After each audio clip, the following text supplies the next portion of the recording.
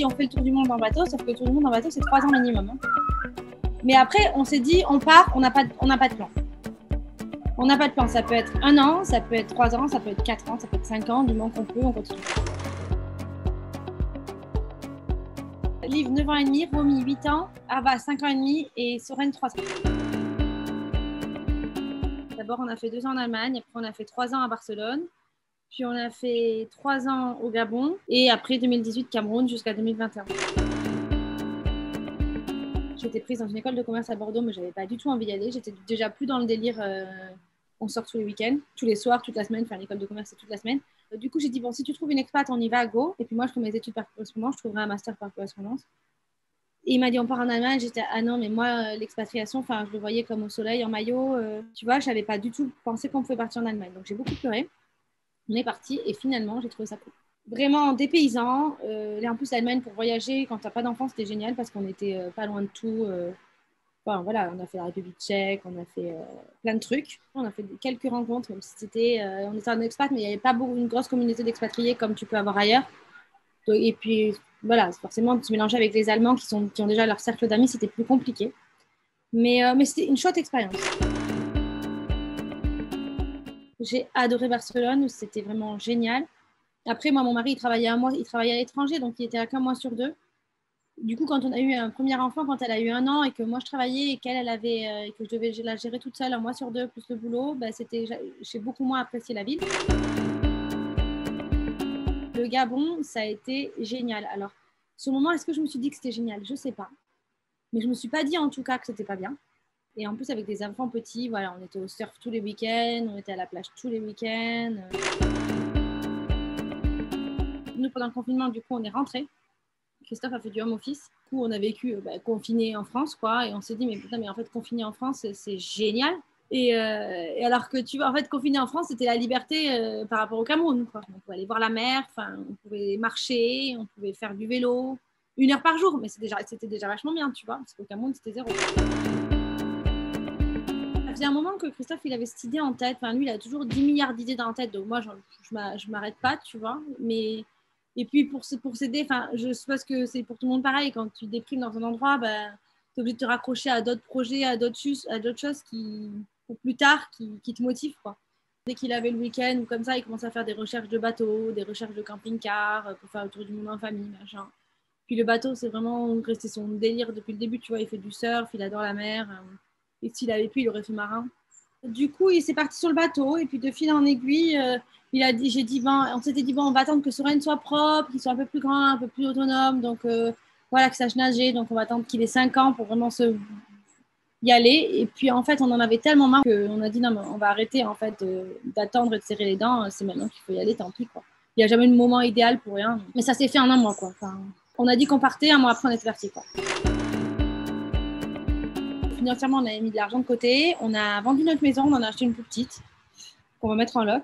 Et on ne va pas trop dépenser. L'idée, c'est tu vois, on va voyager à la voile, donc on ne va pas trop dépenser. Puis après, on va essayer de consommer local, on va essayer d'être 0 déchet, de faire hyper gaffe à ce qu'on consomme tout en vivant correctement. Mais je veux dire, voilà, on part en mode pour tenir le plus longtemps. On est arrivé le 2 mai. Le 6 mai, on avait rendez-vous à La Rochelle avec un vendeur de bateaux, quoi. Et on a acheté un bateau du coup neuf.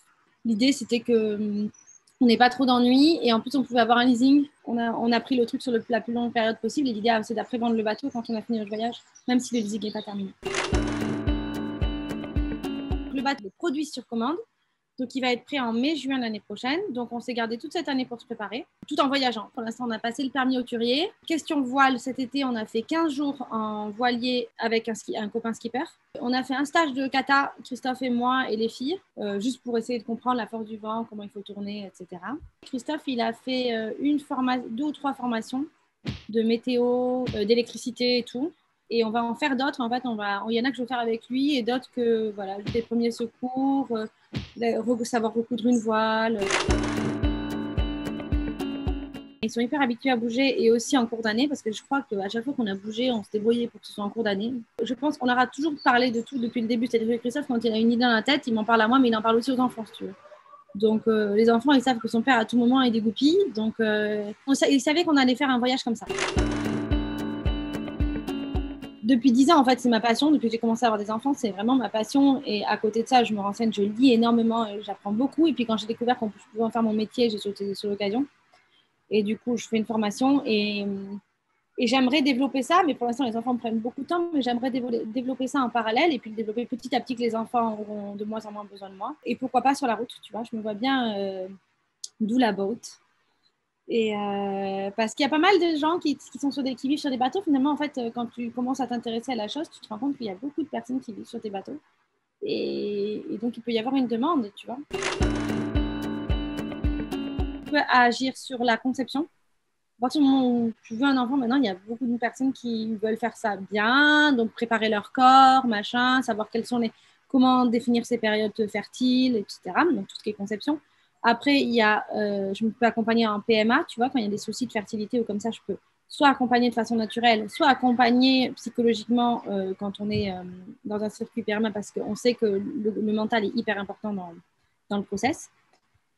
Et après, grossesse, donc à tous les mois, voilà, il y a plusieurs rendez-vous. Je peux accompagner la grossesse, donc pareil, soulager les maux de manière naturelle, donner toutes les informations adéquates pour l'accouchement, en fonction de ce qui va intéresser la personne. Et après, présence à l'accouchement pour qu'en effet, voilà, trouver des solutions pour éviter le maximum la médicalisation parce qu'on sait que c'est souvent un enchaînement pas forcément positif. Donc, l'idée, c'est d'éviter le maximum tout en s'il y en a besoin, mais il y en a besoin. Mais voilà, d'aider la femme à aller jusqu'au bout de son projet et d'être présent parce qu'on manque clairement de personnel dans les hôpitaux et dans les maternités. L'idée, c'est qu'en fait, on part l'été prochain pour faire les pays du Nord, la Scandinavie, parce qu'on voulait initialement les faire en camping-car, mais vu qu'on a le bateau remis, on s'est dit pourquoi pas les faire en voilier. Donc, on va là-bas. Et puis après, on redescend en fin d'été. On repasse par La Rochelle pour faire un check du bateau. Puis après, on descend vers les Canaries, le Cap-Vert, et on traverse l'Atlantique en hiver, tu vois, vers décembre. Et une fois qu'on est arrivé aux Antilles, donc on va vers les Antilles normalement, bon, peut-être qu'on ira au Brésil, on ne sait pas encore, mais normalement, il y a de chances qu'on aille aux Antilles. Et là, on a prévu de rester 1 an. On ne s'interdit pas, par exemple, dans notre voyage, de se trouver un coin cool et d'y rester, en fait. Déjà, on travaille là-dessus depuis quelques années. Et de toute façon, l'expatriation, ça aide. Hein. À chaque fois, il faut faire un tri. À chaque fois, il faut vider. C'est pas si mal. Et puis, nous, on n'a jamais eu de container, de gros déménagement. On a toujours voulu avoir un petit déménagement. On prend que l'essentiel, mais qui est déjà beaucoup à 6. On va amener quelques jeux de société. On est en train de se dire qu'on va peut-être prendre des trottinettes, peut-être 1 ou 2 vélos pliables. Ça, c'est important pour en fait aller faire les courses ou comme ça quand c'est un peu loin. Des vêtements, mais pas beaucoup. Mon Thermomix, rien que pour le 0 déchet et tout, pour la cuisine à 6, c'est hyper pratique. Après, il y a plein de trucs techniques, mais j'y connais rien, tu vois, genre tout ce qui est sécurité. Les gilets de sauvetage, par exemple, tu vois. Je pense au Thermomix avant les gilets de sauvetage. En fait, on s'est posé la question, est-ce qu'on fait le CNED ? Est-ce qu'on fait un organisme comme le CNED, mais un peu plus haut niveau et un peu mieux fait pour l'école à distance ? Est-ce qu'on fait rien du tout ? Est-ce qu'on fait un schooling total ? Un schooling total, c'est-à-dire qu'en gros, tu laisses les enfants apprendre ce qu'ils veulent quand ils veulent. S'ils veulent rien faire, ils font rien. Mais tu leur crées un environnement un peu Montessori, tu vois. Tu leur crées un environnement adéquat. Il faut qu'ils aient des livres à dispo, il faut qu'ils aient de la peinture, enfin, il faut qu'ils aient des trucs à dispo pour pouvoir apprendre par eux-mêmes. Bon, Christophe, il voulait faire un truc un peu sérieux. Moi, j'avais envie de tenter l'unschooling total parce que justement, ça me stresse. Donc, dès qu'il y a un truc à apprendre, à faire et tout, ils ne comprennent pas, j'ai du mal. Donc, du coup, on a coupé la poire en 2. On a dit qu'on allait faire que les français et le maths. Et on n'a pris aucun organisme. On a pris des livres, des choses qui existent déjà, que j'ai récupérées à droite à gauche. On fait 2-3 heures par jour. Peu importe les jours, sauf quand on part en rando ou quand on prévoit autre chose. Moi, je fais le français, Christophe fait les maths. Au-delà de l'école, ils vont surtout apprendre plein de choses autres que l'école, quoi. Ils vont apprendre à faire du bateau, ils vont apprendre à se débrouiller à l'extérieur, ils vont faire plein de choses avec nous. Ils vont apprendre la vie, quoi, tu vois. Un challenge de couple, un challenge familial, que c'est un challenge d'adaptabilité, de s'adapter, de s'ouvrir au monde, de rencontres.